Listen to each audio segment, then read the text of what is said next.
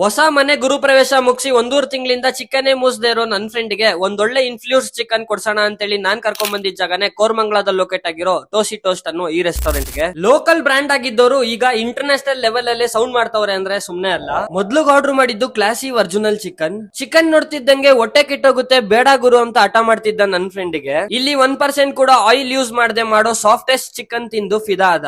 ಒಂದು batch chicken ನ ಸುಮಾರು 1.5 ಗಂಟೆ ಲೋ ಫ್ಲೇಮ್ ಅಲ್ಲಿ ಕುಕ್ ಮಾಡೋದ್ರಿಂದ ಪರ್ಫೆಕ್ಟ್ ಆಗಿ ಕುಕ್ ಆಗಿರುತ್ತೆ. ಅಷ್ಟೇ ಅಲ್ಲ ನಾವು ಆರ್ಡರ್ ಮಾಡಿದ ಬರ್ಗರ್ ಕೂಡ ಹಾಟ್ ಅಂಡ್ ಕ್ರಂಚಿ ಆಗಿತ್ತು. ಇದೇಗೆ ಗುರು ಅಂತ ಕೇಳ್ದಾಗ ಗೊತ್ತಾಯ್ತು ಬರ್ಗರ್ ಪ್ಯಾಟೀಸ್ ನ ಇಲ್ಲೇ ಫ್ರೆಶ್ ಆಗಿ ಮಾಡಿ ಪ್ರೀಮಿಯಂ ಬನ್ ಯೂಸ್ ಮಾಡೋದ್ರಿಂದ ಸಾಫ್ಟ್ ಆಗಿರುತ್ತೆ ಅಂತ.